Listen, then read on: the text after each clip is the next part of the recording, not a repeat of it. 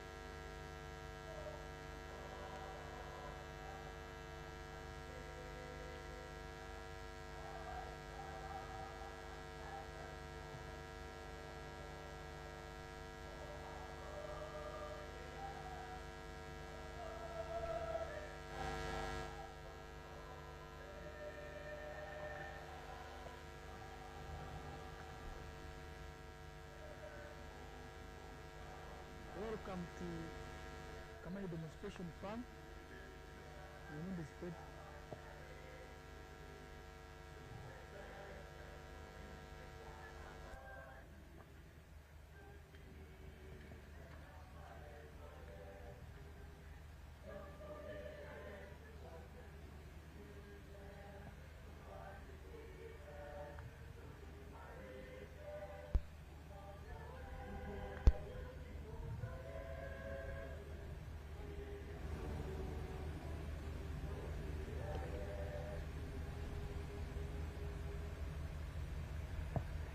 Your Excellency and the First Lady and Minister of Sports, you can take your seats and the rest of us can take our seats.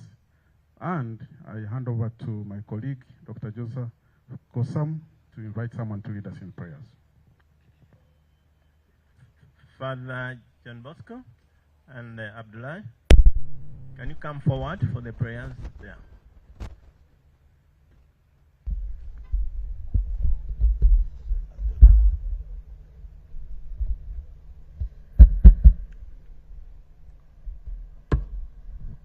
Let us pray. God our Father, we thank you for today.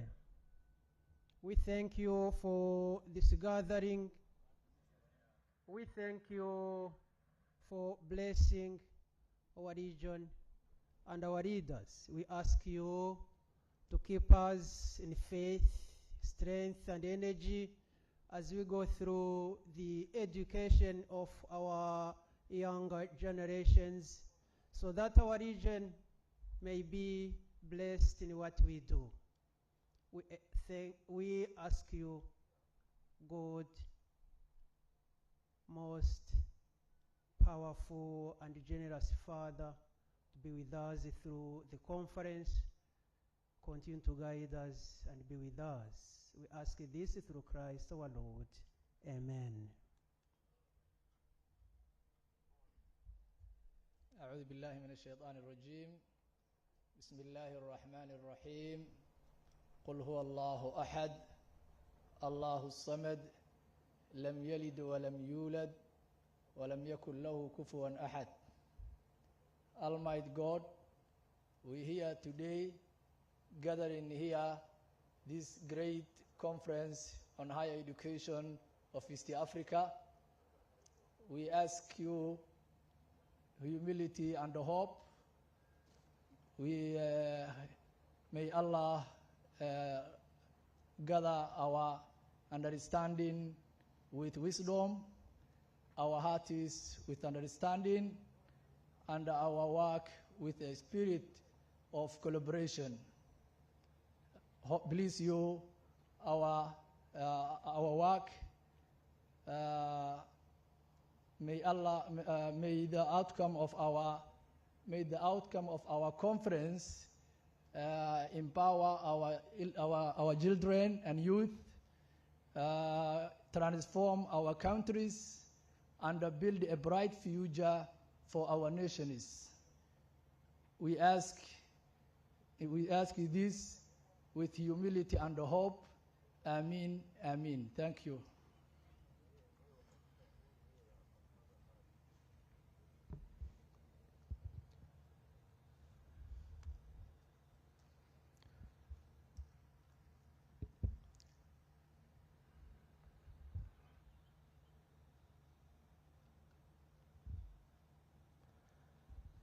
Mheshimiwa Rais wa Jamhuri ya Uganda, First Lady Mama Janet Kataf, Waziri wa Elimu na Michezo,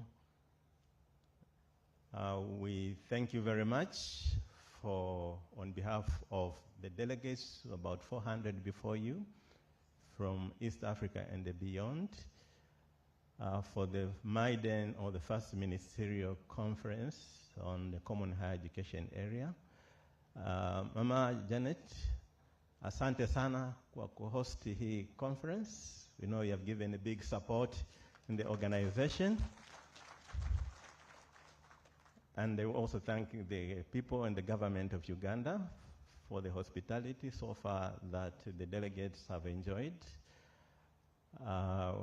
With that, allow me to invite the chairperson of the official opening session, and this is Professor Gaspard Banyankimbona.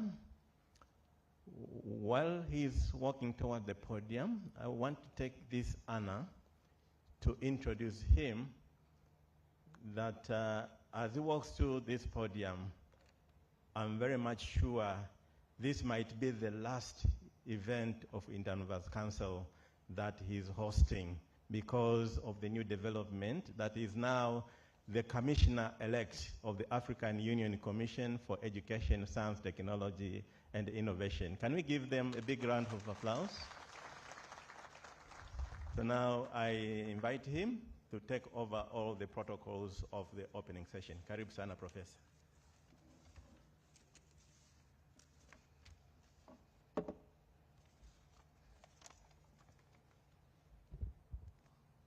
Asante sana, Dr. Kosam.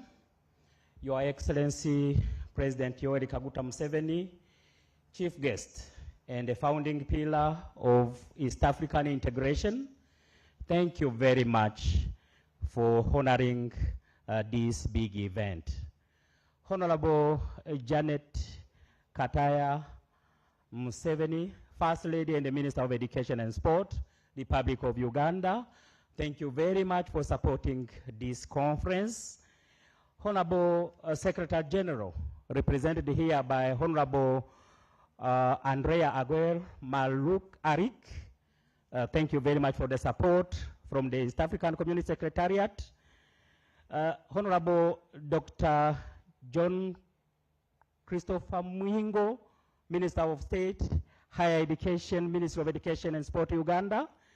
Honorable Minister of National Education and Scientific Research, Republic of Burundi, Professor Francois Habyarimana. Honorable Minister of Higher and University Education, Research, Innovation, Democratic Republic of Congo, Professor Marie-Thérèse Sombo Ayane Safi Mukuna. Honorable Cabinet Secretary, Minister of Education, Republic of Kenya, Honorable Julius Migos Ogamba. Honorable Minister of Education, Republic of Rwanda, Mr. Joseph Nsengimana. Honorable Minister of Education, Science and Technology, Republic of South Sudan. Honorable State Minister of Education, Culture and Higher Education, Federal Republic of Somalia, represented by Honorable, representing His Excellency Farah Sheikh Abdul, Honorable Nura Mustafa Bar, Honorable Deputy Permanent Secretary, Prof. Daniel Mushi, representing Professor Adolf Mkenda, Minister of Education, Science and Technology, Republic of Tanzania, honorable members of the East African Legislative Assembly here present, honorable members of Parliament, Committee of Education and Sport, Parliament of the Republic of Uganda, honorable members of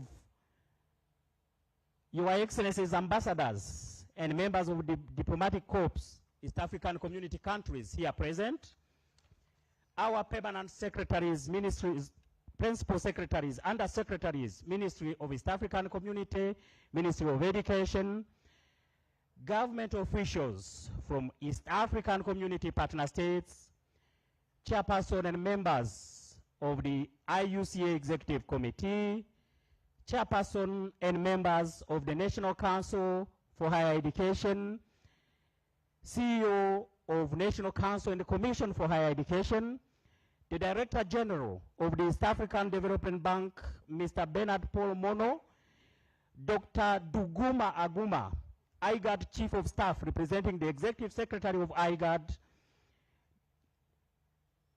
Vice Chancellors, Rectors, Provosts, Director General and Directors, Principals from IUCA member universities, representatives from professional bodies, distinguished speakers, distinguished student leaders in the room, members of the media fraternity, ladies and gentlemen, a very good morning to you all. Your Excellency, it's a great honor and a privilege that I welcome you to this first regional ministerial East African Community Common Higher Education Conference in Kampala, Uganda. This landmark event is a pivotal moment in our region's journey towards the deeper integration thought by our father, a journey in which IUCA, Inter-University Council for East Africa, plays a central and a catalytical role. Allow me, Your Excellency, first and foremost, to thank you for your visionary leadership and steadfast commitment to the African integration agenda. In the same vein, I wish to express our deepest gratitude to the government and the people of the Republic of Uganda for your unwavering support to IUCA for hosting this historical gathering. We also extend our sincere appreciation to the East African Community Secretariat for their continued support and trust of IUCA as a designated technical and coordinating body for the implementation of the East African Common Higher Education area. As the custodian and driving force behind the East African Community Common Higher Education area, Inter-University Council for East Africa has been instrumental in advancing key regional priorities, harmonizing curricula and qualification, strengthening quality assurance systems, promoting academic mobility, and fostering collaborative research. These efforts, Your Excellency, have been critical in the declaration of the East African as a common higher education area in 2017 by the summit. The summit, our leaders had a vision, but the vision alone was not enough. Implementation will require sustained political commitment and institutional accountability. This is why the establishment of a regular East African Community Ministerial Conference on Higher Education, modeled on the successful European education area, is both timely and essential. In Europe, there is a biannual Bologna Process Ministerial Conference, which has proven indispensable in tracking progress, reviewing commitment, and holding countries accountable to shared goals. They have turned a continental vision into measurable outcomes. We now have the opportunity to replicate the model of ministerial stewardship and peer accountability in East Africa. This inaugural Ministerial Conference sets a powerful precedent that higher education integration is beyond an academic endeavor. It is a political imperative. It is through such a high-level recurring engagement that we will ensure the common higher education area remains on track, transparent, responsive to the need of students, institutions, and our economies. The free movement of skilled graduates, enabled by mutual recognition of qualification and supported by scholarship programs, is not a distant ideal. It is a necessary condition for the success of the East African Common Market Protocol and the broader integration agenda.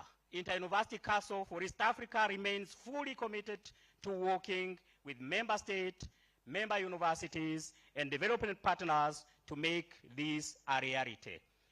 Your Excellency, this conference is more than a celebration of progress. It is a call for action. Let us use this platform to strengthen our collective resolve, align our policies, and reinforce our institutional mechanism that will sustain the common higher education area for generations to come. Your Excellency, your participation, your leadership, and commitment is vital. Together with IUCA and the Forum of National Council and Commissions for Higher Education in East African Community at the helm and guided by regular ministerial oversight, we can build a truly integrated, inclusive, innovative, by regular ministerial checkup and accountability from our institutions. Your Excellencies, this was just a background of what we are supposed to discuss during the 3 days of the conference. Otherwise, back to the program.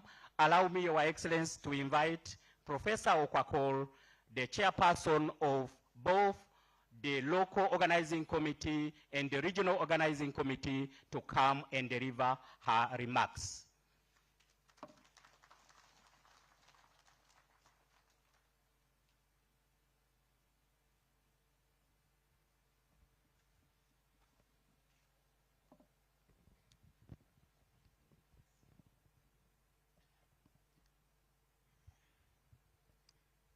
Your Excellency, the President of the Republic of Uganda, General Yoweri Kaguta Museveni, the First Lady and Minister of Education and Sports, Mama Janet Museveni,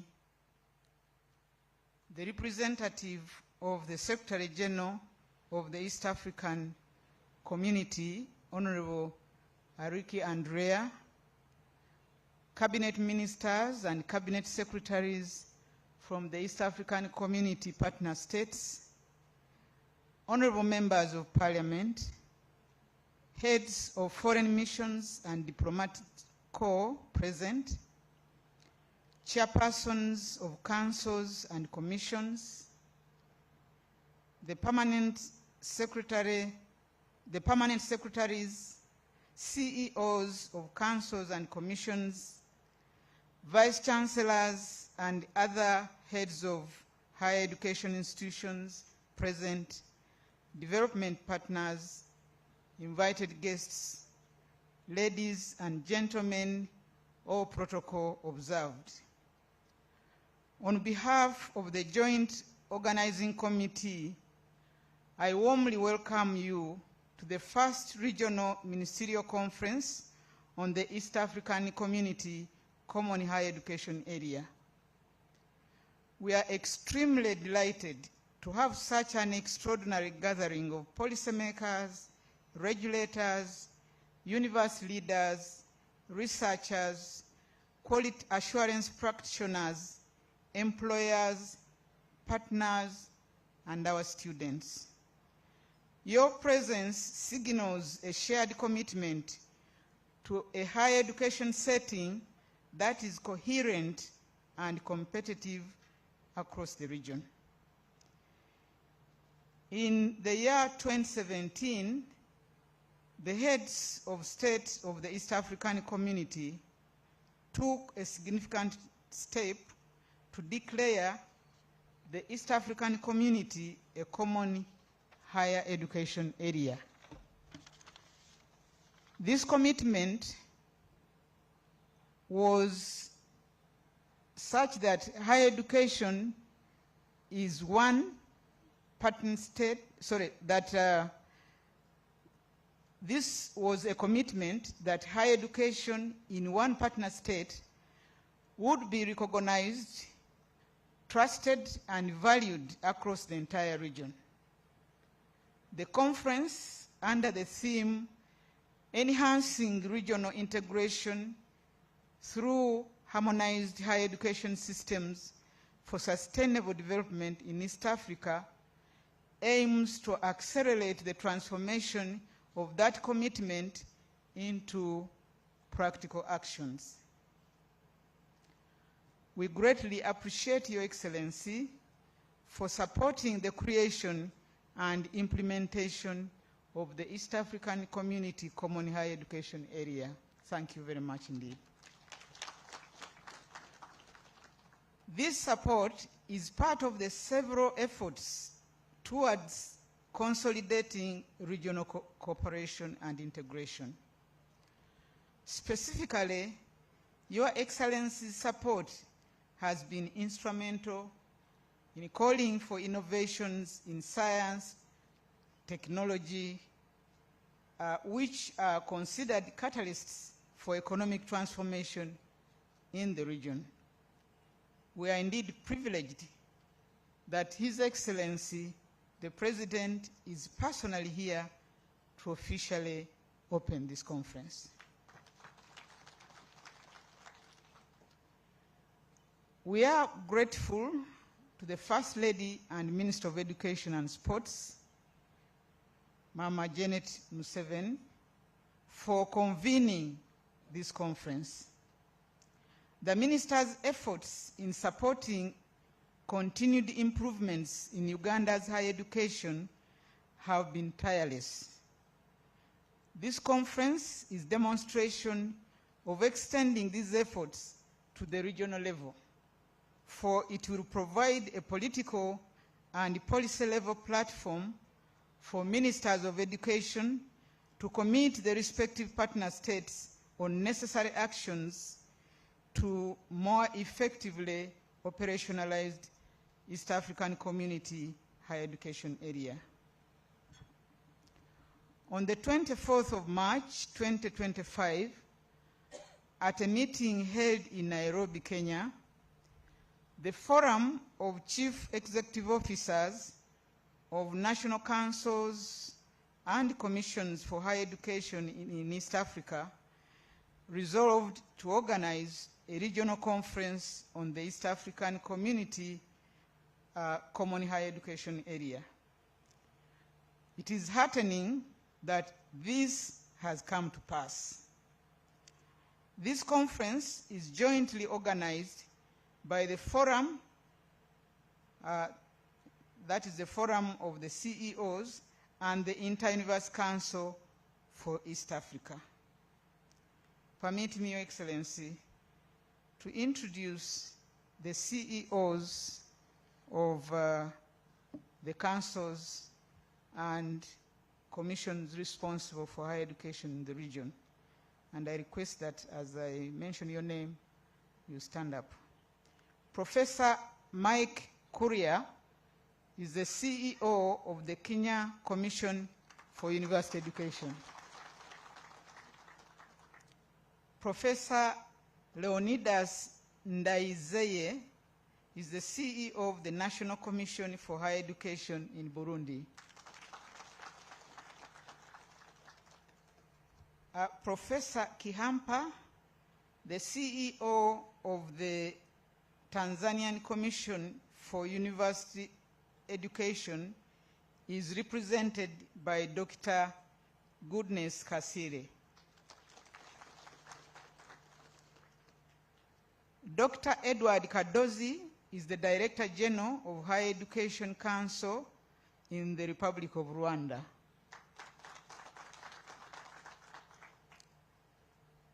Dr. Ahmed Najeye is the Chief Executive Officer of Somalia Commission for Higher Education. Their colleagues who are absent, I would like to recognize them because they are part of this forum. Professor Kabule Wetuweva is the CEO of the Commission for Higher Education in DRC. Dr. David Abol is the CEO of the National Council for Higher Education in South Sudan. Your Excellency, the objectives of the conference are reviewing achievements in operationalizing the higher education area, enhancing harmonization of the higher education systems, facilitating mutual recognition of academic qualifications, boosting students and labor mobility, addressing quality assurance challenges, ensuring that East Africa contributes to the continental and global commitments, strengthening collaboration in research, and encouraging greater investment and partnerships to support higher education. We expect that during this conference, we'll come out with implementable actions.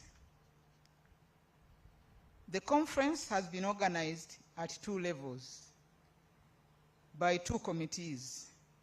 The Regional Organizing Committee has representation from the national regulatory agencies in the partner states, as well as representatives from the Inter-University Council for East Africa.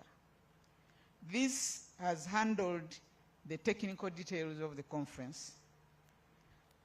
We have the National or Local Organizing Committee. It has representatives from the National Council for Higher Education, from the Inter-University Council for East Africa, as well as relevant government ministries and agencies in Uganda. And to them all, I wish to express profound appreciation for the tremendous work executed. The Inter-University Council for East Africa has done a commendable job of serving as a secretariat and coordinating the activities of preparations. We thank you, IUCA. In the interest of time, I will not introduce the members individually, but I would like to request the Joint Organizing Committee, that is the regional and local organizing committee members, to stand up for recognition.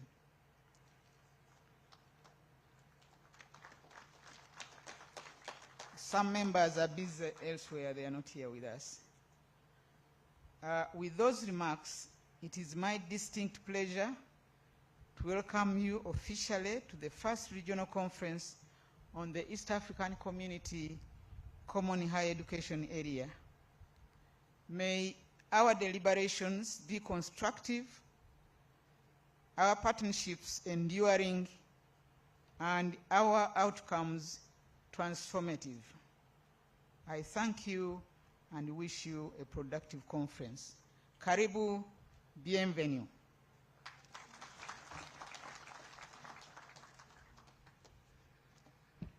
Thank you very much, Professor Okwakol, and Chairperson of both regional and local organizing committee. You highlighted in your remarks a number of things full of appreciations for the different contribution to the successful event we are seeing today. Your Excellency, it's now my single honor to invite the Honorable Secretary General of the East African Community, represented by DSG Honorable Arik Sir, you are welcome to deliver your remarks.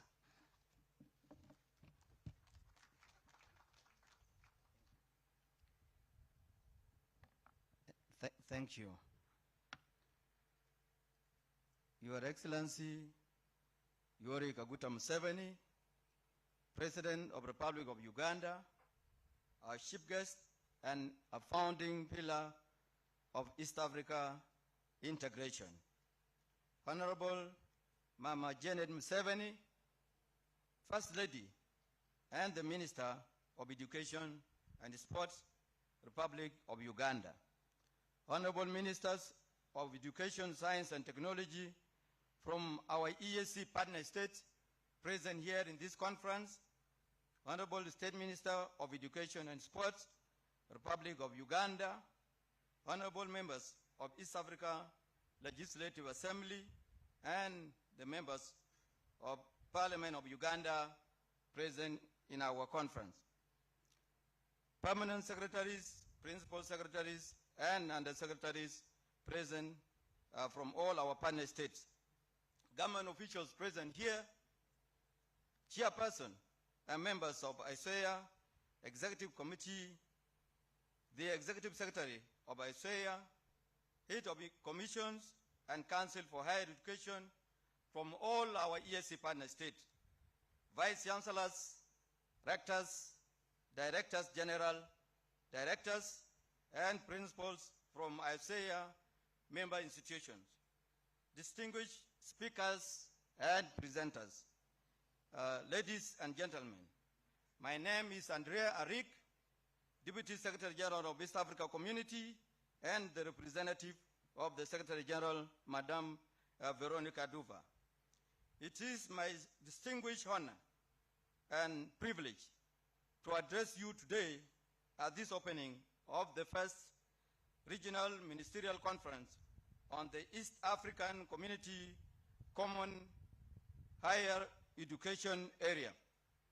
Allow me, first and foremost, to thank His Excellency Yoweri Kaguta Museveni, President of the Republic of Uganda, for his visionary leadership and his steadfast commitment to the East Africa integration agenda.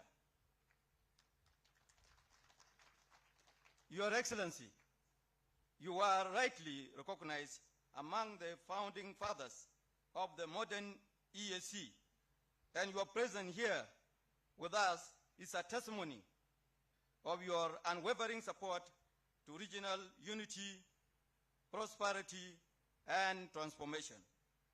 Our chief guest, distinguished delegates, today is historic.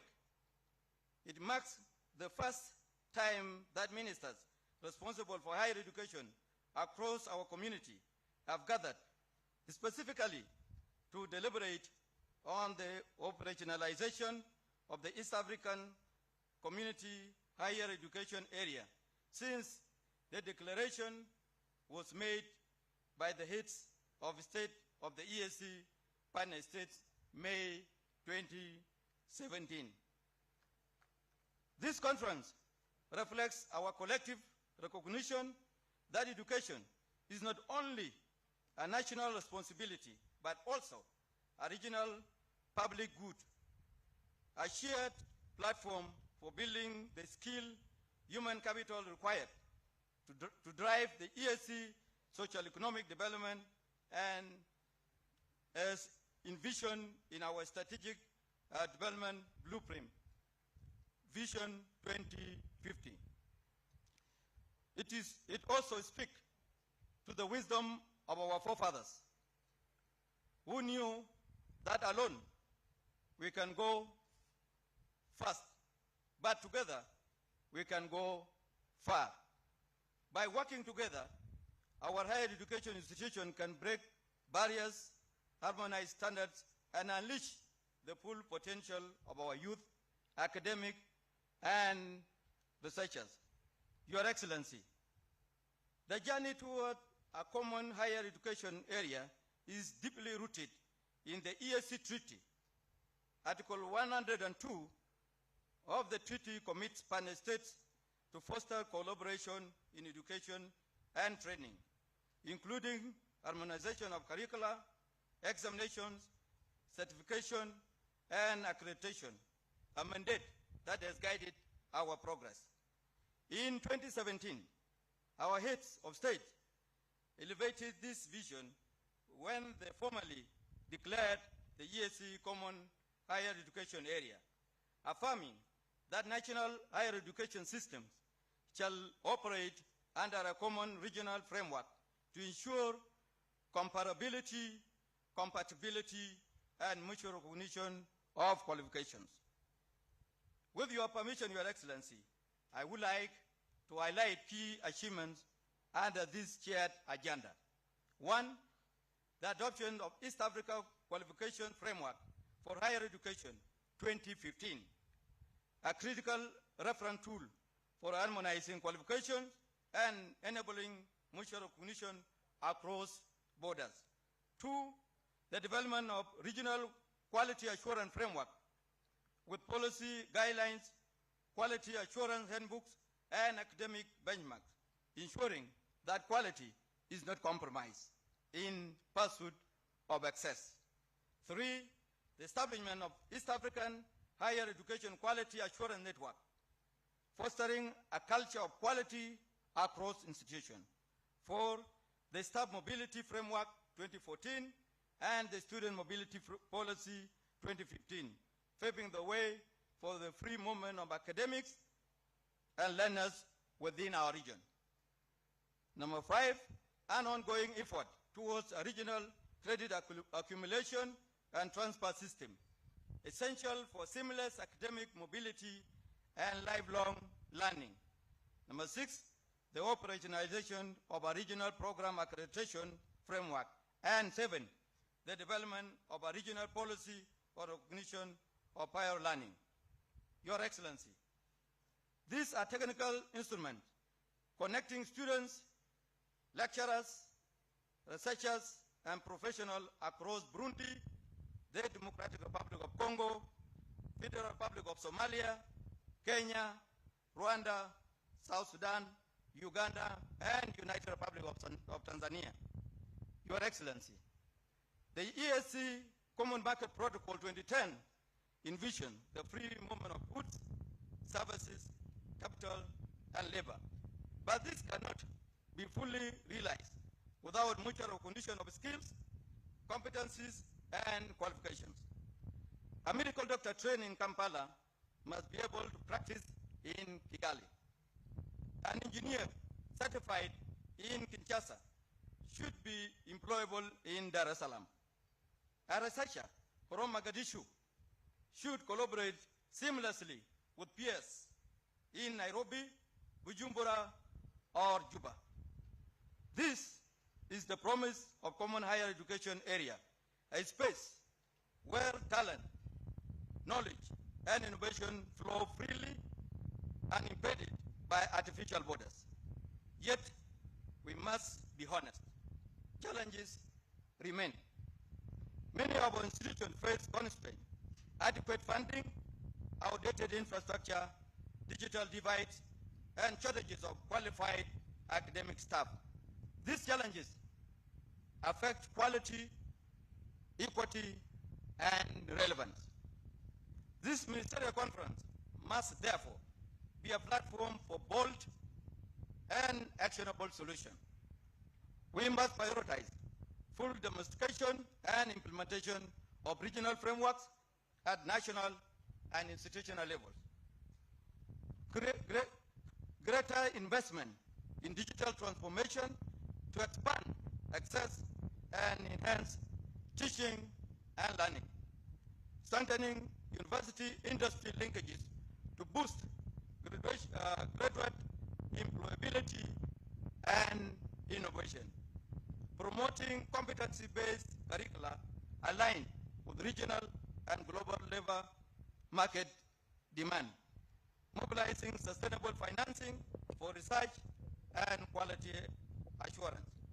And accelerating the recognition of qualification to unlock the potential of the common market. As EAC Secretariat, I reaffirm on behalf of the Secretary General, our full commitment to advancing the East Africa Common Higher Education Area agenda.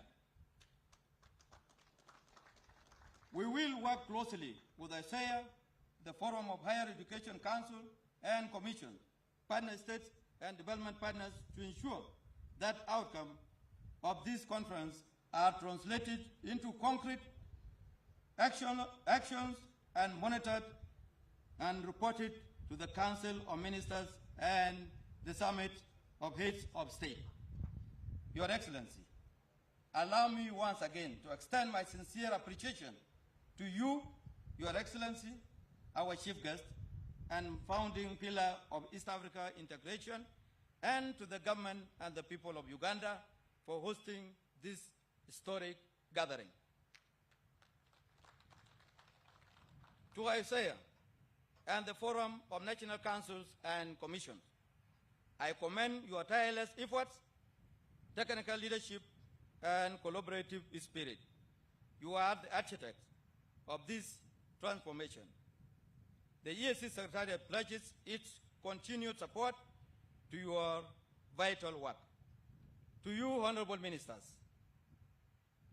this is the time to have a serious conversation on what we want to achieve as a region through quality education and cross-border collaboration. To all present, academics, students, and partners, your presence here is a testament to the belief that education is the foundation of integration and that our future is shared. Together, let's build a vibrant, inclusive, and competitive East Africa Common Higher Education area, one that empowers our youth, drives innovation, and serves as a model for the entire Africa continent. Long live the East Africa community. I thank you for your kind attention. Thank you very much, Honorable Arik, for your speech. I picked the commitment of the East African Community Secretariat to support the efforts of Inter-University Council and the National Council and Commissions in driving the East African Common Higher Education area. Your Excellency, allow me at this particular time to invite the Honorable Permanent Secretary of the Ministry of Education and Sport, Republic of Uganda, Dr. Kedres Tudiagenda, to introduce her colleagues, permanent secretaries, and go ahead, invite the State Minister to give his remarks, and then invite the First Lady to give her remarks.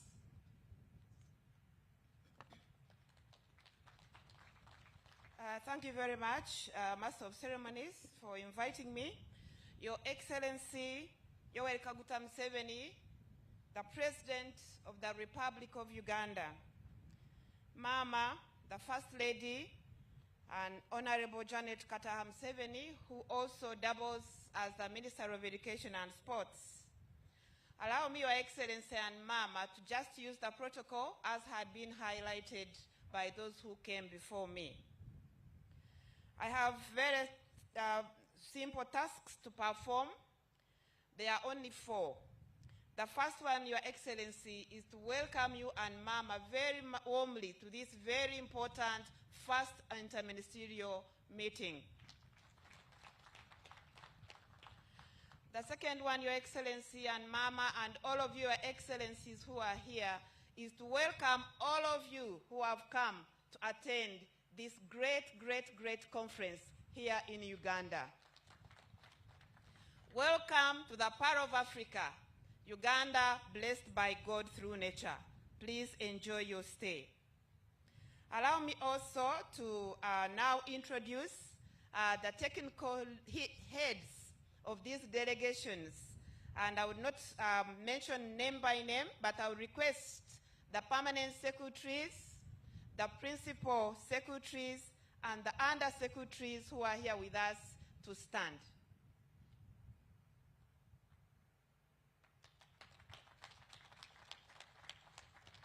These are some of the technical heads of the different sectors that oversee the education in East African region. Thank you so much for coming.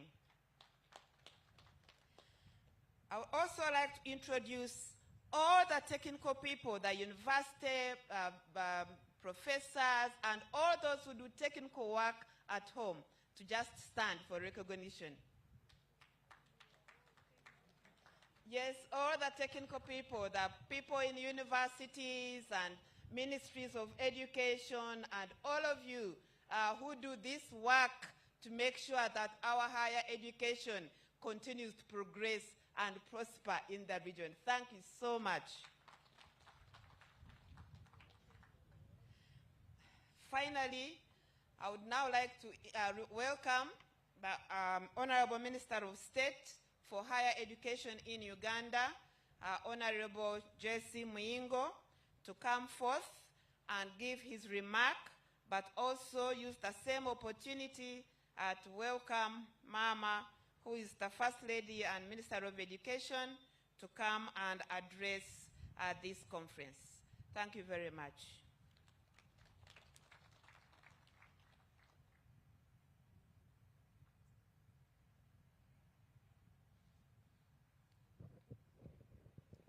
Thank you very much, Kedres, our Permanent Secretary.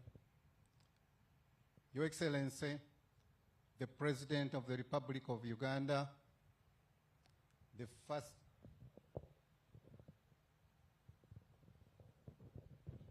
Nobody wants my microphone here, Your Excellency. Your Excellency, the President of the Republic of Uganda, the First Lady and the Honorable Minister of Education and Sports, Honorable Ministers from partner states here present, the Secretary General of the East African Community represented by the Deputy, the Chairperson of the Inter-University Council of East Africa, the Chairperson and members of the Forum for Chief Executive Officers, heads of higher education institutions, distinguished speakers, development partners, distinguished guests, ladies and gentlemen. Your Excellency and our chief guest have been given a very interesting and important assignment, and that is to invite the Minister of Education and Sports to address us and then finally invite our chief guest. But because I've been following what is going on with a lot of interest, you allow me to make only 2 points, Your Excellency. One, all the ministers from partner states that were invited are here with us. And I pray that Your Excellency, I'm giving some time to introduce them to you one by one. Thank you very much, Your Excellency, for accepting. The first one is Honorable Professor Francois Habyarimana, Minister of National Education and Scientific Research from Burundi. Please stand up for another recognition and give a very loud hand clap for coming. He's a very good friend of ours. The second one is Honorable Marie Teresa Sombo, Minister in the Ministry of Higher and University Education, DRC, Congo. Welcome, Madam. Honorable Julius Migos Ogomba, Cabinet Secretary, Minister of Education, Kenya. Please stand up. Honorable Joseph Nsengimana, Minister of Education, Rwanda. Honorable Nura Mustafa Mukata, State Minister, Minister of Education, Culture and Higher Education in Somalia. Is that enough, people? Make it harder, a little bit harder and stronger. Right. Honorable Mudut, Biar Yel, Minister of Higher Education, Science and Technology in the Republic of South Sudan, was here. Honorable Professor Daniel E. Mush, Deputy Permanent Secretary, Republic of Tanzania.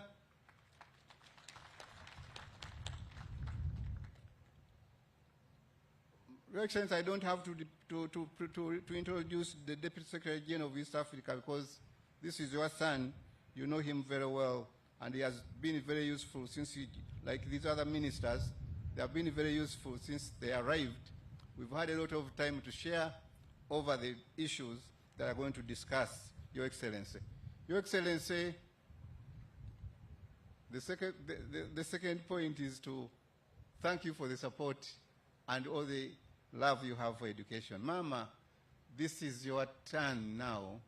I've been asked to invite you to address us, and then finally you will invite our friend, our president, Jaja. Thank you very much, Your Excellency, ma'am.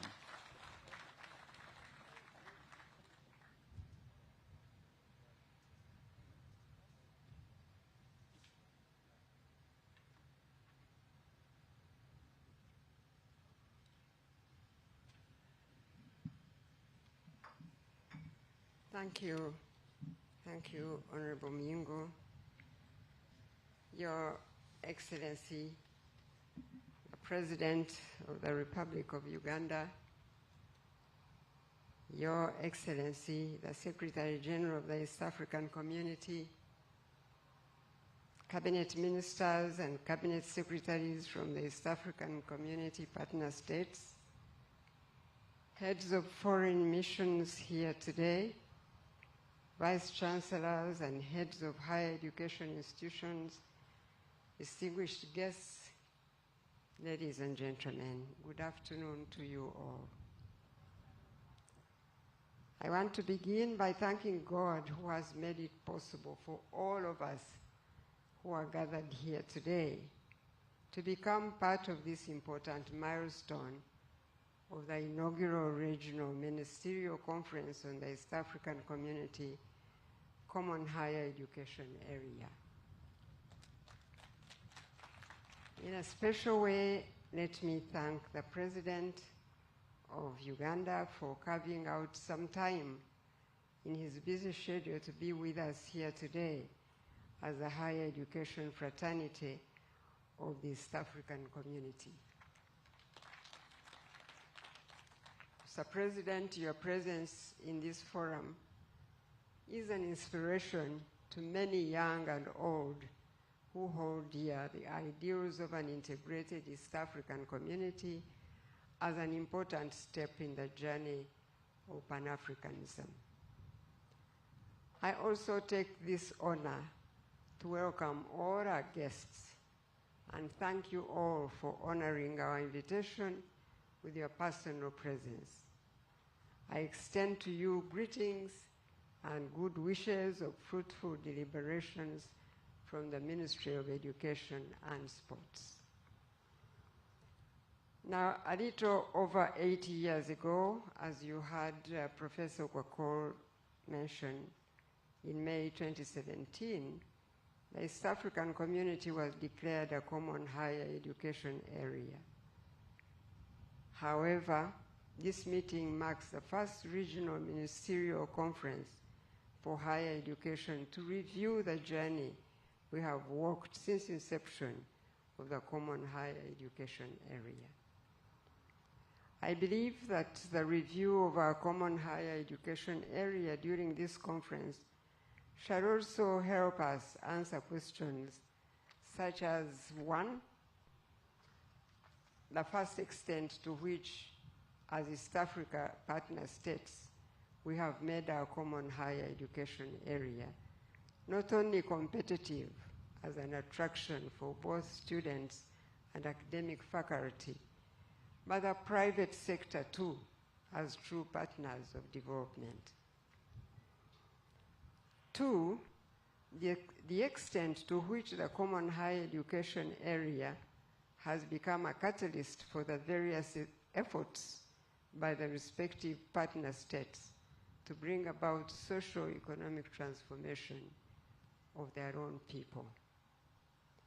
Therefore, as ministers responsible for education in the region, we do not see ourselves as only policy makers, but stewards of a shared vision of socio-economic transformation of our people.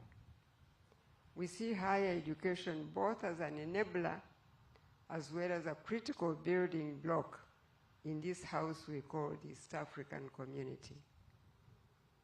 Relatedly, the people for whom we are here to serve in our respective capacities perceive relevance of the common higher education area from their own perspective. The young people want to witness mobility of talent and mutual recognition of qualifications amongst East African partner states.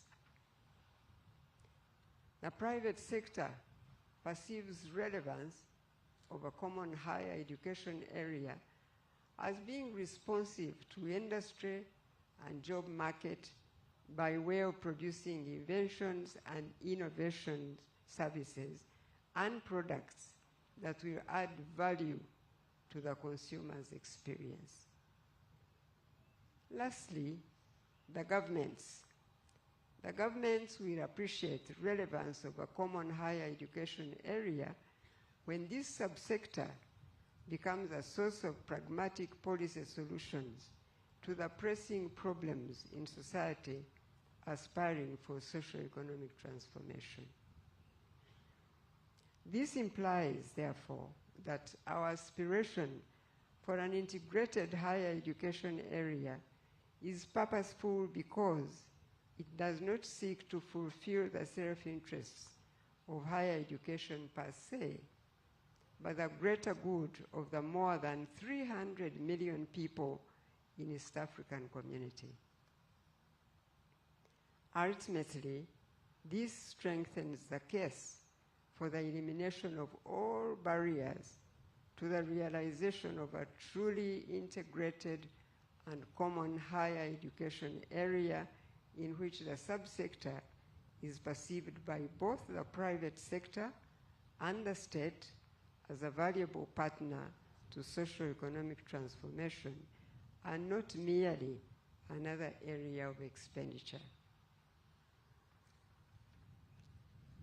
The ever-increasing population of East Africa presents a valuable asset and market to the higher education subsector to position itself as it ought to be. It ought to be an indispensable driver of socio-economic transformation through responsive research, innovation, invention, knowledge creation, and policy ecosystem that answers our society's most pressing challenges.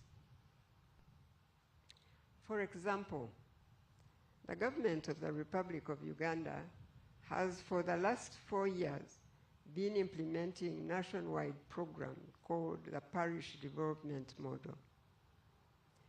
This program seeks to bring into the money economy those households that have been in a subsistence lifestyle. Parish Development Model has been disbursing funds directly to beneficiaries in those households. And you know that the majority of our community belong to those households. So recently, I was moving around with the president during his nationwide tours to see what the Parish Development Model program is doing. And the president has taken off time to educate our communities about the difference between development and wealth creation.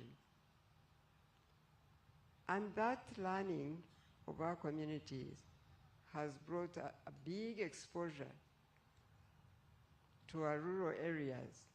People are beginning to really seriously work, knowing what they are doing, that they must create wealth for each family.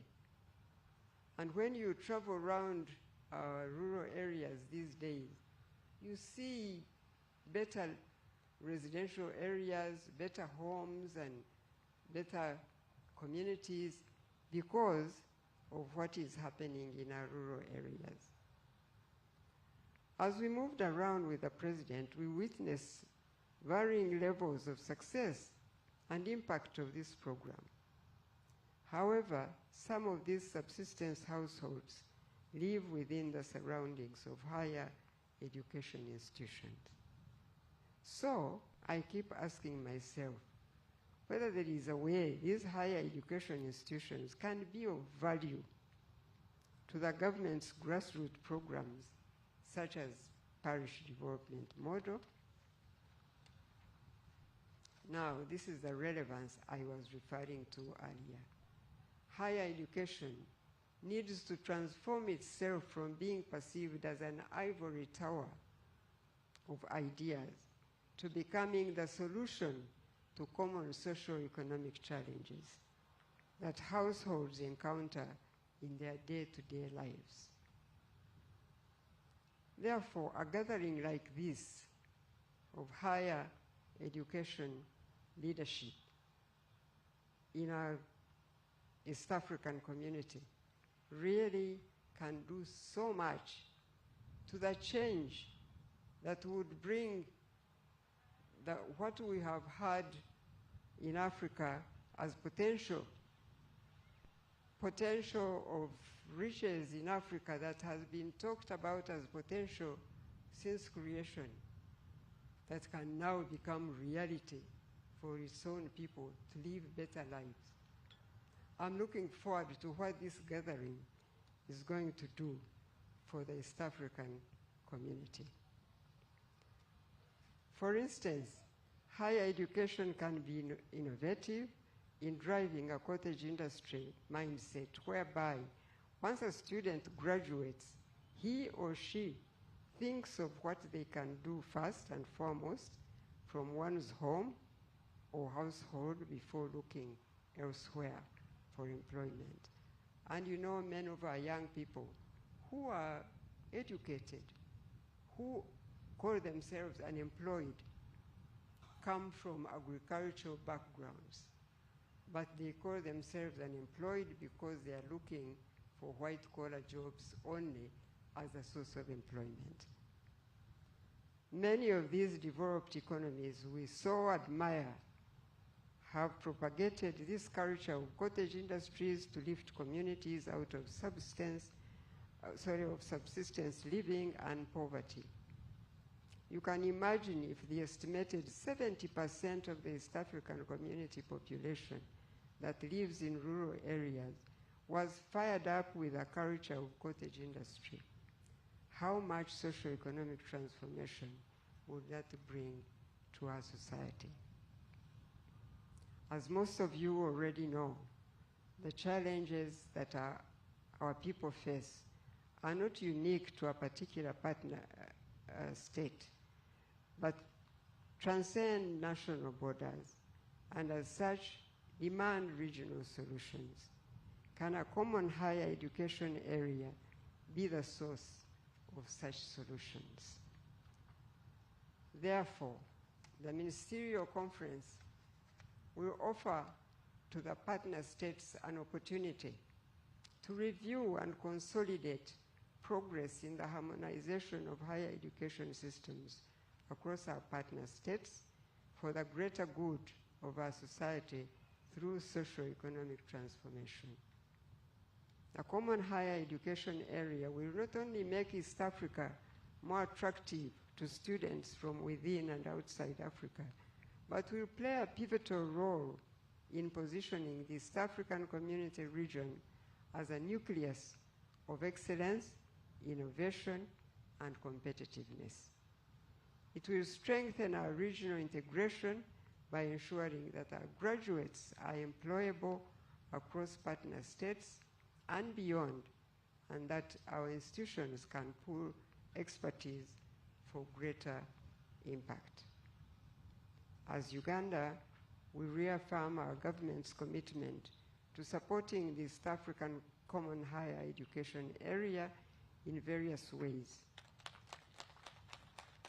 Yes, we look forward to this conference laying a strong foundation for the implementation of resolutions that will transform our region's education landscape for generations to come. Lastly, I wish to thank the Forum of CEOs of National Higher Education Councils and Commissions in the East African Community and the Inter-University Council for East Africa for organizing this inaugural ministerial conference. I also commend all partner states for their various contributions and the spirit of collaboration that continues to guide this noble journey.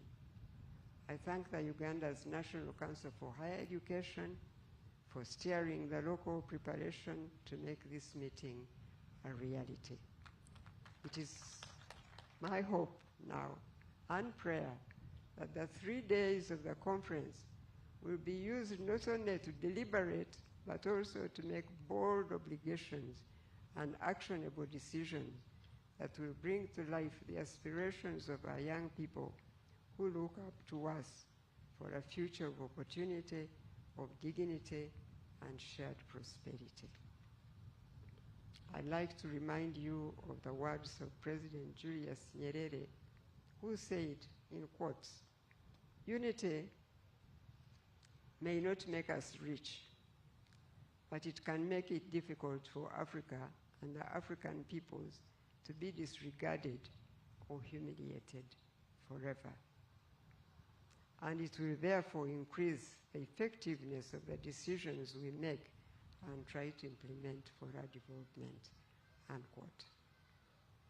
This saying strengthens the case for investing in the relevance of a common higher education area for the East African community as partner states. It is now my singular honor and pleasure to invite the President to address this gathering and officially open this conference. God bless you.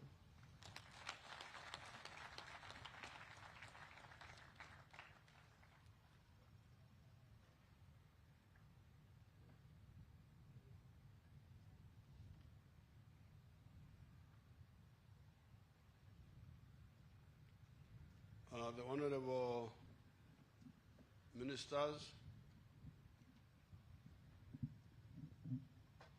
the Secretary General of the Community, the Permanent Secretaries, the members of IALA, and other officials. I welcome you to Uganda, and I'm glad that you have come here for this important meeting to discuss the issue of a common area for higher education. But this is 2025.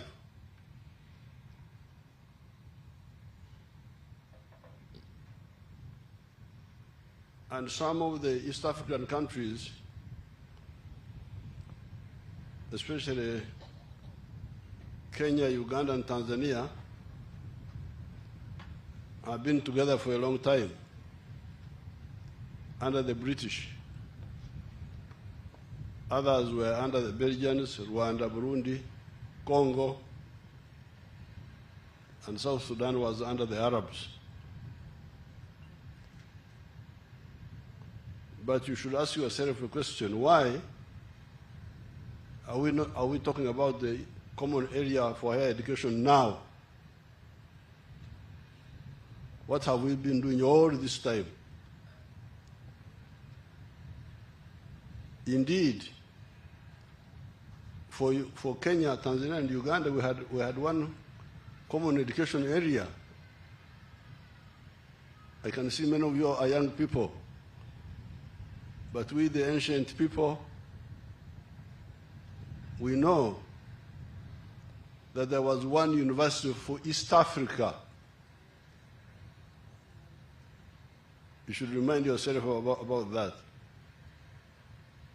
Leave that speech, you will give it out later. You don't divert my audience.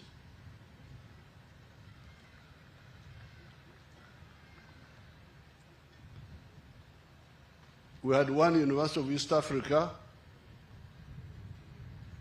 with the university colleges of Makerere, Nairobi, and Dar es Salaam.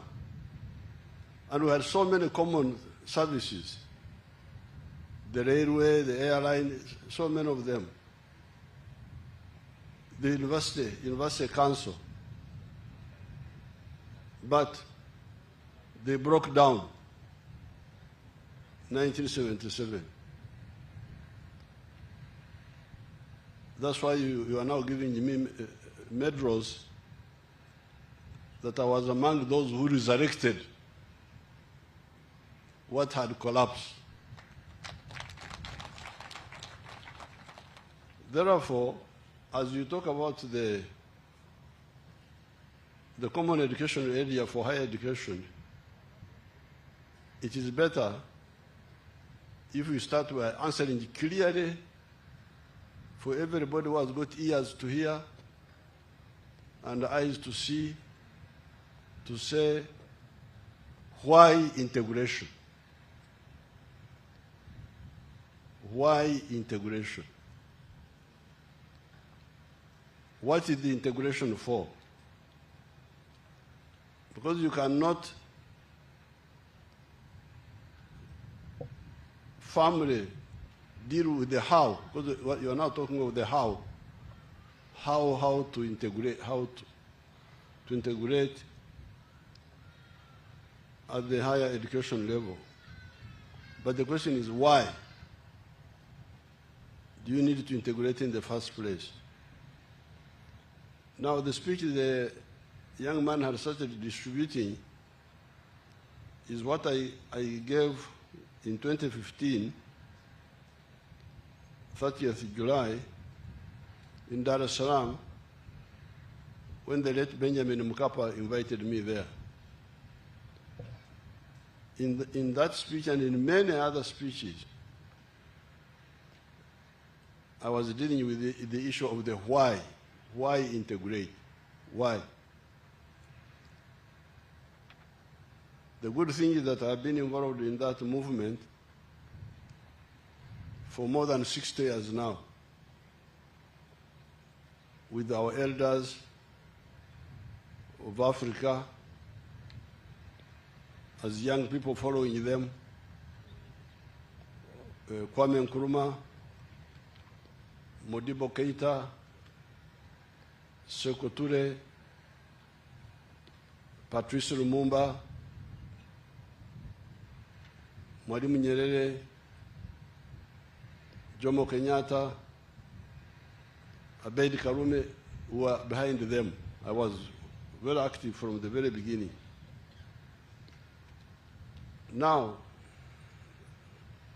the reasons why we, the Pan-Africanists, we will see it in this longish speech here, but also other documents, we insist on integration are three. Reason number one, have you heard of the word prosperity? If you say you have heard of the word prosperity, then the next question is, how do you intend? How do we intend to create prosperity for our people? The people in Africa, starting with this region where we are. where does prosperity come from? Can prosperity come from begging? Because some people thought that was an answer. That if you become a client, a puppet of foreign states, they can give you aid and you will be prosperous. But that one has failed, and it was clear that it could not succeed. So therefore, in the 1960s, when we were grappling with these problems, we discovered that the only way you can create prosperity for your people is when each family, as Mama was saying here, is when each individual, each family, or a company produces a good or a service, bidhaa au huduma, ndio tunasema kwa Kiswahili. If each individual, each family, each company produces a good or a service, here in our language we add another something else. We say with echibaro. Echibaro is a word for us which says, I can see the Murundi smiling because he seems to know, to spy on me, to know what I'm saying in my... What is echibaro, Professor? You tell these people, tochizi, ochizi. Omunyarwanda kinakano kimanya echibaro niki? Echibaro niki? You don't know? I'm surprised. I thought they knew. Do some Tanzanians know? The ones from Bukoba would know. We don't have anybody here who knows. Now, echibaro would be in Swahili hesabu. Hesabu or kuchambua. I think kwa Swahili cha kuchambua, to know, to produce a good or a service after you analyze, to know that what you are going to, the enterprise you are going to do is the best for your family, given the resource base of the family. If you take, for instance, land and so on. But in our language here, it's very simple. When we say echibaro, we mean it means each family, each individual, each family, each company produces a good or a service with echibaro. This is our initial answer. That if you do that sustainably and sell it, you will get money and you solve your problems and you will be prosperous. But then the next question is, if you produce a good or a service with echibaro, who will buy those goods and services in big quantities? Who will buy? Because if you produce and very few people buy, or nobody buys, you will not succeed, you will fail. Now, when we analyze it, because in the 1960s, we had the big diversions with some of the leaders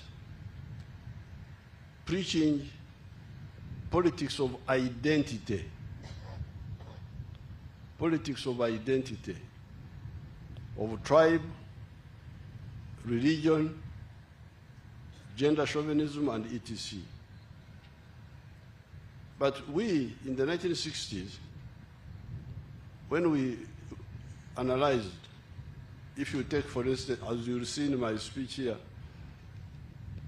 I talk a lot about my community called the Banyankore. Banyankore are a group, part of Uganda here, in the west, in the southwest. Those people produce, they have cows, they are cattle keepers. So for the modern economy, they produce milk, produce beef, produce bananas and other things.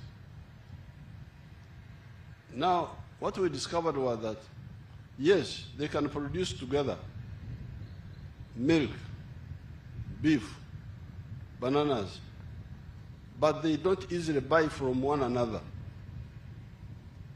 They don't easily buy from one another. A does not buy from B, B does not buy from A. Why? Because they have got similar products. They are producing similar products. So they are stuck. They are stuck. They have products, they have natural resources, mali ya asili they have. Because this is also another big confusion. Some people spend so much time talking about mali ya asili, natural resources. And that's what Mama was saying here. You may have the natural resources, but you will remain poor. If you don't convert the natural resources into goods or services which you can sell and get money. So therefore, I could see that my community, the Banyankore, were actually stuck, even in the 1950s. They were stuck. We had milk, we had beef, we had bananas, but very few people were buying from us. And the few who were buying from us were from other parts of Uganda, from Kampala. They're the ones who are buying our milk, our beef, our bananas. Why? Because for them, they were doing other activities. So they needed what we have, and we also needed what they have. So that's why we were able to tell our people that you people, some people are telling you about tribes, about religion. Our analysis shows that Uganda is the most useful for all these communities. Why? Why? Because it brings you together. Brings together the producer of a good or a service and the consumer, so that somebody from Kampala buys what I have, and I also buy from him what he has, because he has got something. Here near Kampala, they produce fish and other items in the past. In the pre-colonial time, they were producing back cloth, textiles of traditional type. Now, you want to import machinery, you come to Kampala. They are selling machinery and other things. So therefore, we're able to say, you people, the people who are telling you about tribalism and sectarianism of religion are your enemies. You need Uganda. And that's how we developed our first ideological principle of patriotism. Patriotism. Love Uganda. Why love Uganda? Because you need it for your prosperity. This was principle number one of our movement. And if you saw anybody claiming to not like Uganda, but like his tribe, then you know that he was an enemy of his tribe, first and foremost, before he became enemy of Uganda. Why? Because without Uganda, the Banyankwele cannot be as prosperous as they are now. So even if I didn't care about Uganda, even if I cared only about my community, I would love Uganda, because my community can only be prosperous with Uganda, or can be better prosperous with Uganda than without. So this is principle number one, patriotism. When you are answering the question of why integration, why?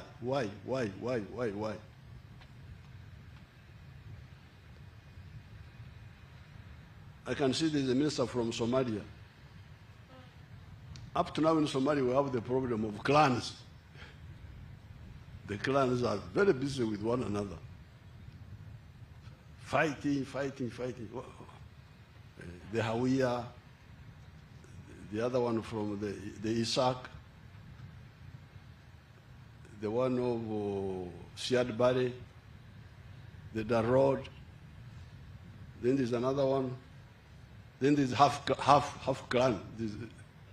So they say 4.5 clans in Somalia. I really want God to give me time, and I go and talk with those people about these clans. This is the problem of Somalia now for 30 years, more than 30 years.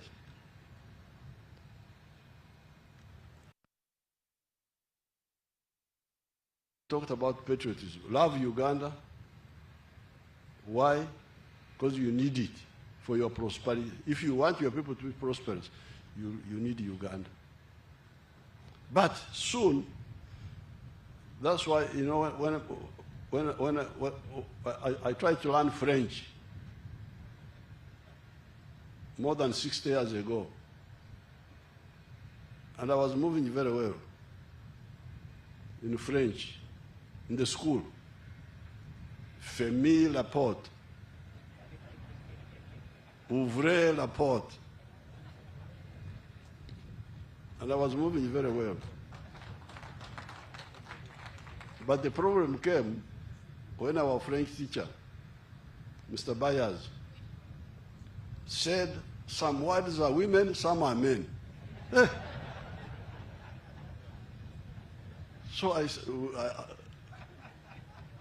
with my usual argumentativeness, I asked Mr. Bayers, Mr. Bayers, how do we know which word is woman and which word is man? He said, no, there's no law. You just cry in your head. I said, please, bye-bye French. That's how I stopped learning French, 1962. But I kept a few words in my head of French. They always stay there. One of them is beaucoup dormir. Beaucoup dormir, which means sleeping a lot. So, beaucoup dormir is also good. When you are asleep, you don't know the problems in the world. It's good to be asleep, because a snake can come and enter the house and bite you, and you die peacefully without worrying, because you are dormant, you are asleep. So when people are asleep, they really don't know their interests. They can be in problems, but they don't see any problem. Now, here in Uganda, people were asleep. Tribes, religion, what? Killing one another here in Uganda. Uganda had become a failed state. But when they woke up, and then they started engaging in production, Soon they discovered another problem. The internal market of Uganda was not enough, because within a short time, they discovered that the milk we are producing 5.3 billion liters of milk now a year. The internal market is only 800 million. So there's a surplus of 4 billion now, but it's growing. Bananas, big surplus. We're big producers of bananas in the world. I think we are number 2 in the whole world. 10 million tons. Maize, 5 million tons. The internal market, only 1 million. Even industrial products, cement, steel products, all of that. So we are now stuck. Oh, what do we do? Where do we get the market? The market. You are looking for market. Have you heard of something called East Africa? Because they are like as if they are asleep really. Just there with the people are telling them the tribes, the religion. So we say, you people, have you heard of something called East Africa? Yes, we have heard. Why don't you think of working with other brothers in East Africa? Maybe they could buy these products, some of these products. So I think some people have started waking up and knowing that for prosperity, the communities in Uganda need Uganda, they must love Uganda, the communities in Kenya must love Kenya, Tanzania must love Tanzania, must love Somalia, love South Sudan, love Rwanda, Burundi, love Congo,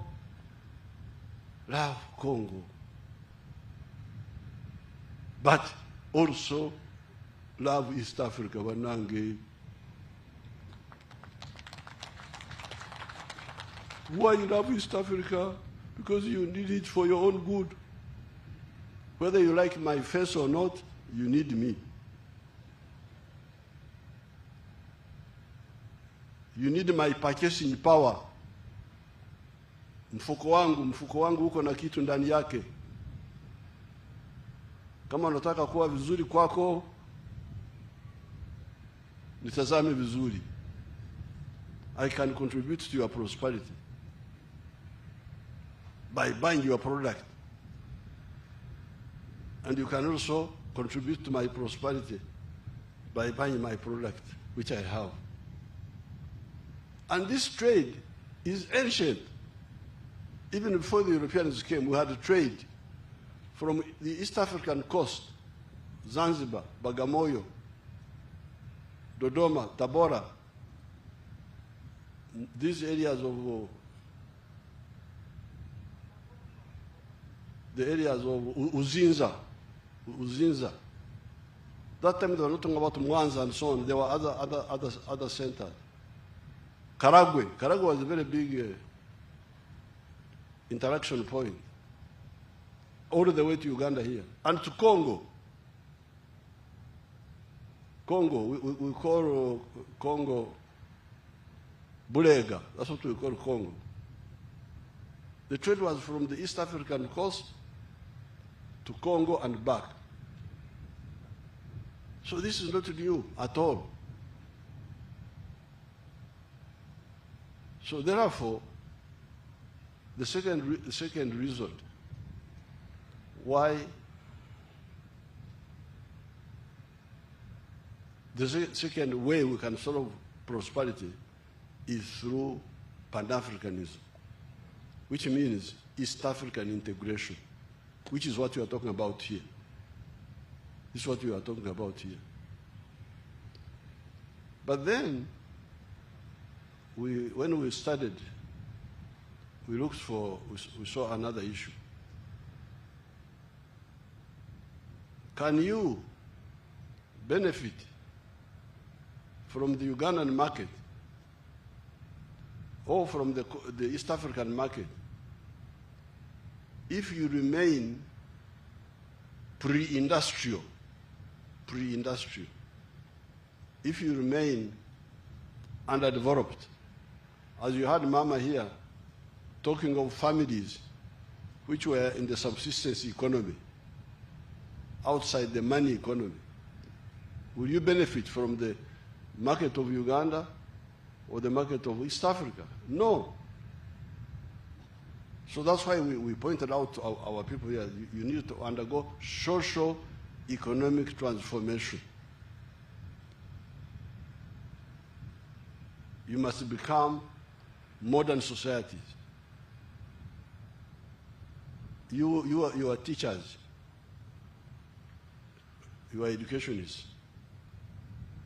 Those who teach history would have heard of the Renaissance in Europe. By the time of the Renaissance in Europe, 1400, Europe had a three-class society. You had the aristocrats, the feudalists, you had the artisans, the blacksmith, the what, all those people. And then you had the farmers, the peasants. That was about 1400. But by 1789, the time of the French Revolution, Europe had undergone social metamorphosis. Metamorphosis is a process in biology to do with insects. Insects, they start as egg, the egg hatch, become caterpillar, pupa, then mature butterfly. Society also metamorphoses. So when you come to France in 1789, you now find a new structure of society. When they overthrew the king in France, 1789, there were now 4 classes. In French, in my residual French, I think they call them classe moyenne. Classe moyenne, something like that. Class, is it moyenne or what? Social, class social. Moyenne is middle class. You will educate me. But class social, social classes, they were, you still had the aristocrats, the feudalists, they were still there. But you now had a new class. This is the one I was trying to remember, the middle class. I think this is the one they call class moyenne or something. The middle class. The middle class are people who make a living between what they put in production and what they get out. Input cost and output price. The difference, profit. They live on that. The middle class. And then, they were called the bourgeoisie in France. This was a new class in human history. It had never existed. And then you had the middle class came with the working class. Those ones that depend on wages, salaries, they are paid money. They don't own anything. In Europe, they don't own anything. That's what Karl Marx wrote, that they have lost everything except their labor. That's what they were saying. and they were called the working class, the proletariat. And then you still had the peasants. So within the 300 years, between 1400 and 1789, Europe had undergone social metamorphosis. Here, by that time, we were still a three-class society, like Europe was in 1400, here in this part of Africa. We had the aristocrats here, we had the artisans, we had the farmers. But what happened? Colonialism killed the aristocrats and killed the artisan class and left only the peasants and some few clerks who are being employed by the colonial system. That's why, therefore, you have got very serious socio-economic distortions in the former colonies. So therefore, in order to benefit from the market of Uganda, to market from the market of each country fully, to market from the market of East Africa, in each country, you must have socio-economic transformation. You cannot go on with peasants, where a peasant produces another peasant, and you think you are doing a good job. The peasants must disappear, not by killing them, but by transforming them. If you go to Europe now, and you are looking for the feudalists, they are no longer there. And you go looking for the peasants, they are no longer there. What you have in Europe now are the middle class and the skilled working class. That's what you have there now. It has become a two-class society in Europe. So even here, we must have socio-economic transformation. And this is where now education comes in now. Education comes in here. Strategically, we have united Uganda under patriotism. Strategically, we are bringing together East Africa and Africa under Pan-Africanism. But our citizens, to fully utilize this market, they must undergo socio-economic transformation through two routes. Route number one is education for everybody, if possible. Education. And then route number two, to join the money economy, which is what Mama was talking about.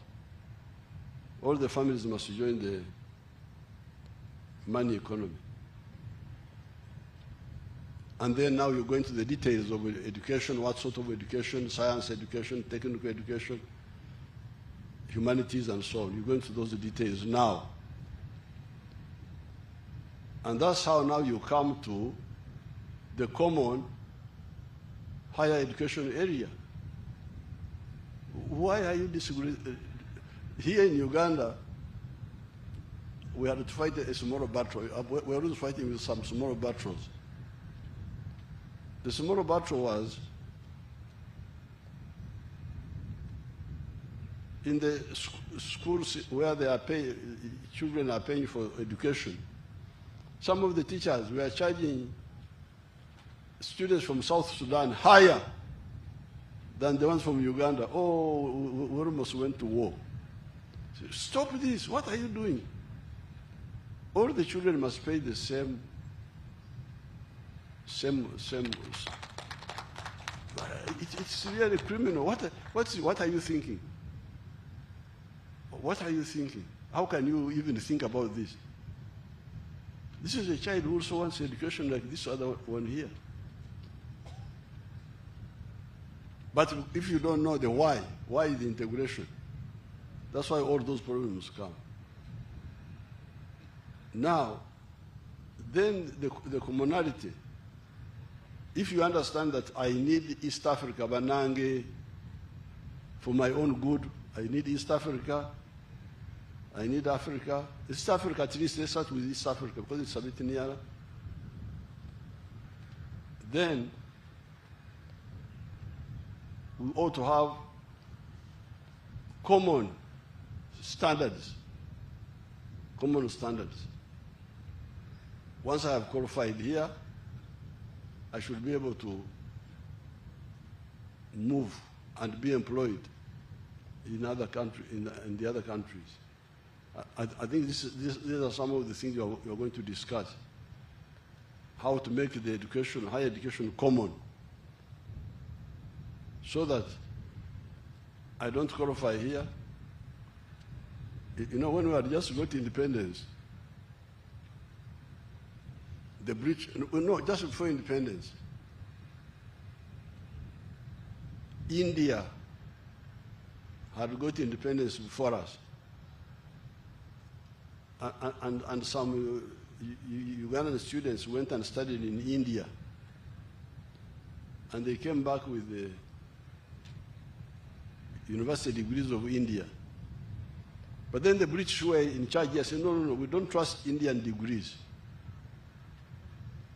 Even if you have got an Indian degree, we shall give you 1 year to prove that you are actually educated. So we had teachers in the secondary school at Ntari, where they were not recognizing their Indian documents. Now, as we are speaking now, India has gone to the moon. England is here on earth with us.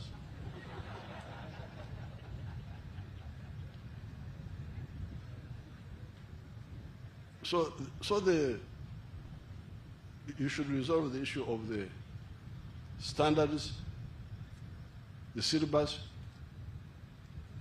so that we make it easy for, because that's what was happening with Kenya, Uganda, and Tanzania until chaos came in. We had the same system here. Actually, even with the British, we had the Cambridge school system and so on, and University of East Africa.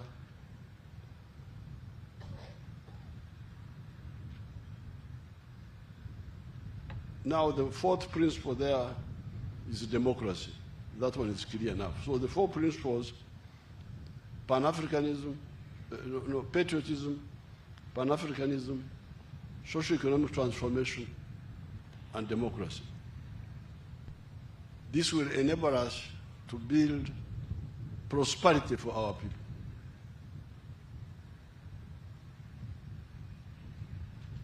And if you want to look for examples in the world, you can compare the United States of America and Latin America. Latin America has got more natural resources than the United States.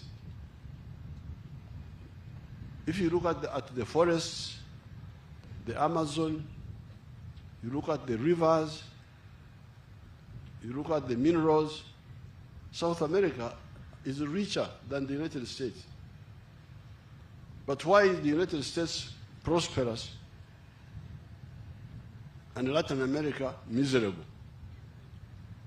For me, I think the problem came with the integration. The British colonies in North America, once they got independence, they integrated, they became one, politically, but also economically. So they created a big space for business in the United States. In Latin America, very difficult to succeed in business. Small economies, Nicaragua, El Salvador, Honduras, I don't know what. It's not easy to succeed. That may be the reason. You studied, you are academicians. Why is United States prosperous and nearby Latin America miserable? So all this is connected with the word prosperity. But then there's another word, strategic security. How can Africa be secure from all threats? When the Europeans colonized us, some of the people who were colonized never survived. If you go to United States now, you will find people there called Americans. But those are people who came from Europe and took the land of the original Americans, the Indians of North America. Not long ago, 400 years ago. By that time we were here. These kingdoms of ours were here. Long, long before. By 900 AD, our kingdoms here were there, of Uganda, and Rwanda, and Karagwe, Tanzania, and so we were here. So a new country was born when we were here. Putting your own skins, running around. Now they went and created that powerful country. But the original inhabitants, there are very few of them are surviving in North America and in Latin America. You find some few Indians there.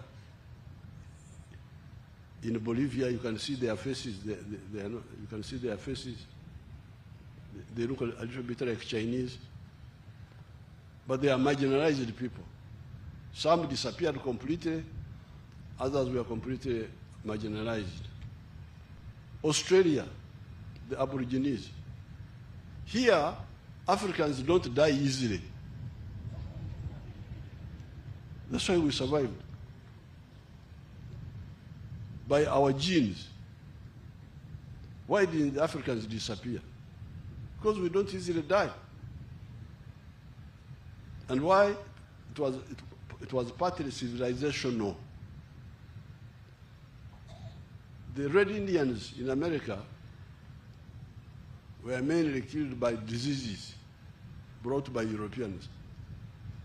But we here, because of our ancient civilization of cattle keeping and goats and chicken, which were staying with us in our houses, in our huts, you are there with your cows and with your goats.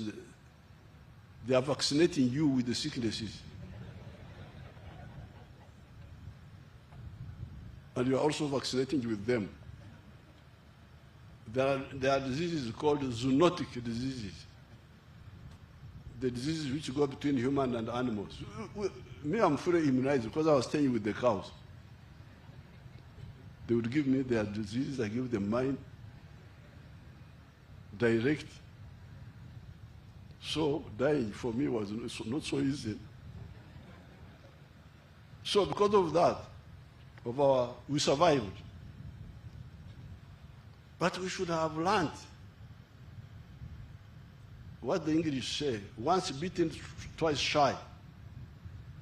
We should have woken up and said, we survived, never again. But dormir beaucoup. People are just asleep.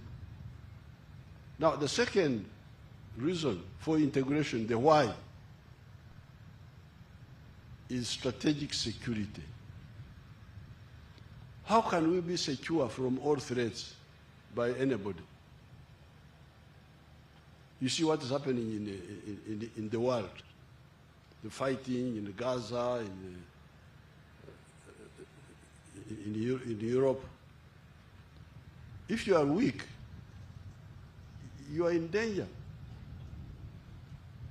So how can because with the economic integration, a country like Uganda is developing, we will develop. We are now a lower middle income country. We shall become a high middle income country because we are moving very well. But even if Uganda becomes a high middle income country, or even a first world country like South Korea. South Korea is now a first world country. Can Uganda stand alone, security-wise, in the world?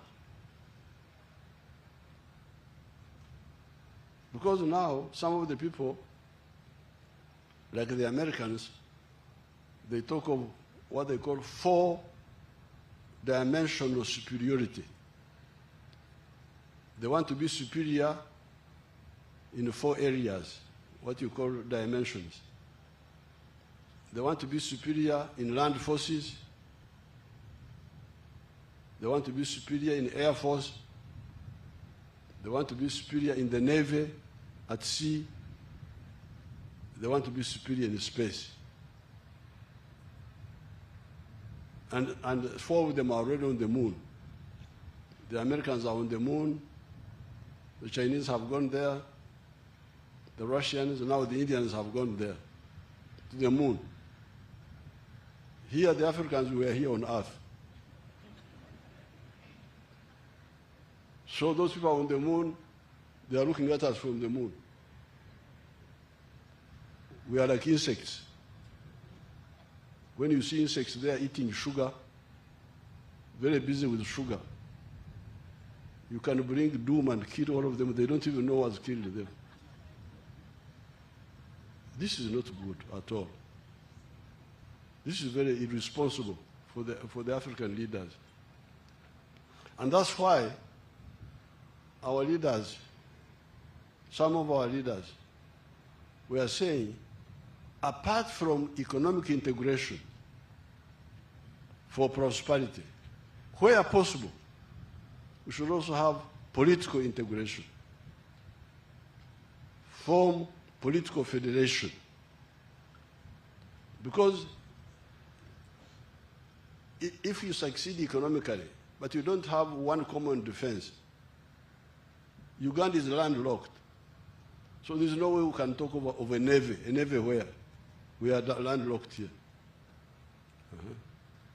The sea is only with our brothers in Kenya and Tanzania. So how can we have a navy, even if we had the capacity? So that's why the issue of the political integration, where possible, the East African Federation. And the East African Federation will be able to send people on the moon and say, ask the Americans, what are you doing here? But Uganda cannot do it, even if we become a modern country. UK, France, Belgique, Germany, Allemagne, they are all here with us. They are here with us. On Earth here, they are just here with us. It's only the Americans and the Chinese and the Russians and the Indians. Indians have now gone to the moon. We are here. So that was the second reason of why, where possible, economic integration for the whole of Africa, but political integration where possible. And that's why we didn't agree with Gaddafi. Gaddafi wanted the whole of Africa to become one country. I don't want to belong to that country. It is too amorphous. But East Africa, we are either similar or linked. And we are lucky we have the language of Swahili, which you can use to unite us. So that is the second reason why we support integration, economic and political. But finally, thirdly, these people we are trying to unite. Who are they? In this speech you will see I was pointing out that the 1.5 billion Africans now belong to only 4 groups, linguistic groups. Group number 1 are the Niger-Congo. Niger-Congo. These have 2 groups. There is the Bantu and the Kwa of West Africa, southern Nigeria, southern Ghana. If you listen to the languages, they are very either similar or linked. If, for instance, I say the word Obriri, Obriri, it's an old word meaning bed here, in our languages here. But I'm sure even in Rwanda, in Burundi, it must be the same word, Obriri.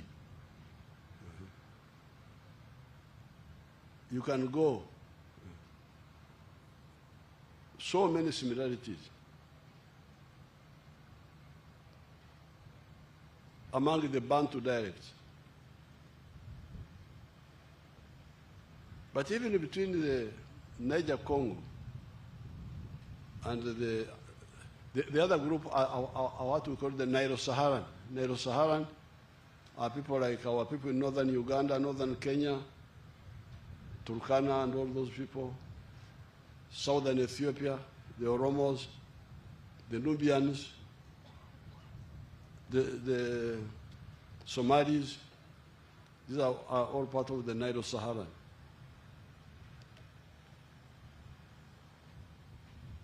But you'll be surprised, because you are educationists. You should be digging this one up. Me, I dig them up just with my casual ways. I dig up all these similarities. If you ask our Somali daughter there, what do you call cow? She will tell you, sa. Correct? Sa. Now, in the Bantu dialects of this area, you know Obusa. You know what sa is? Obusa, Amasha, cow dung. That's what we call cow dung.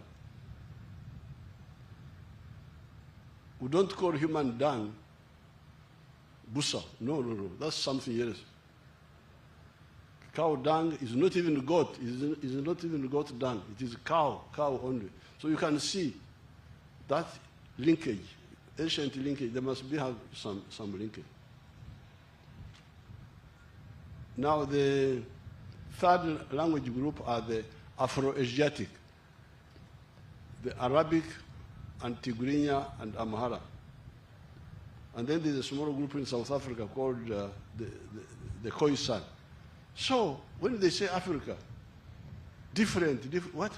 These people are either similar or linked. And we can, if we are very clear, we can work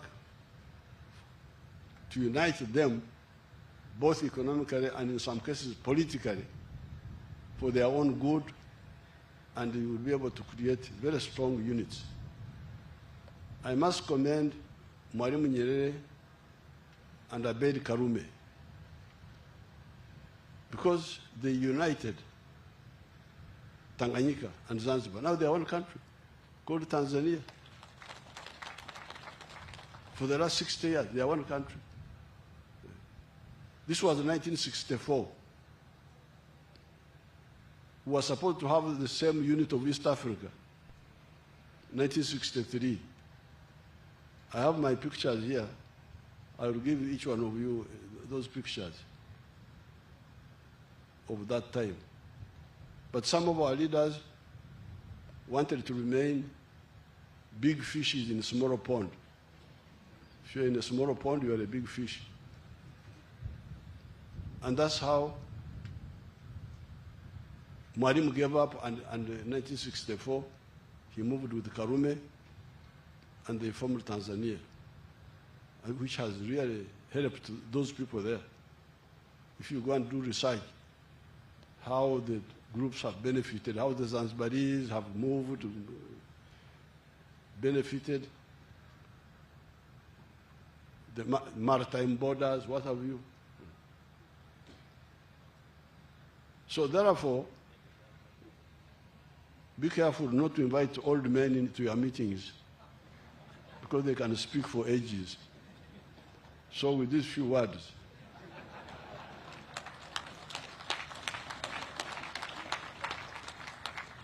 I do what? What do I do now? I declare the meeting open.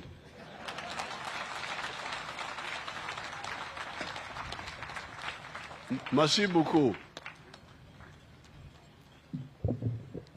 Can we give His Excellency a big round of applause? A standing ovation, please. Remain standing, remain standing. I have my pictures, which they should give to each head of delegation. Give them now.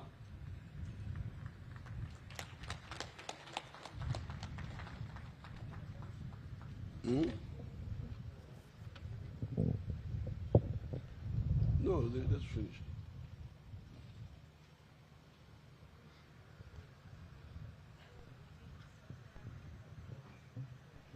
Yeah, the heads of delegations, can you move forward? Honorable Ministers, Cabinet Secretaries.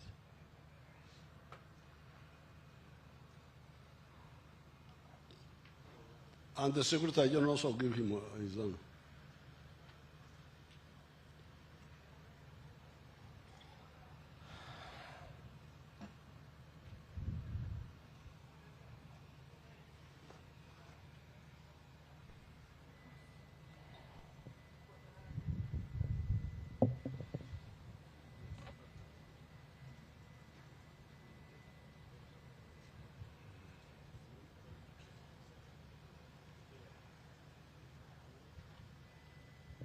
Thank you very much.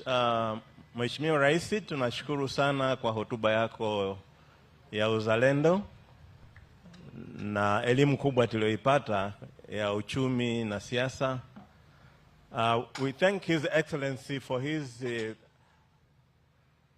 Pan-Africanist, patriotic and socio-economic education that I believe we are.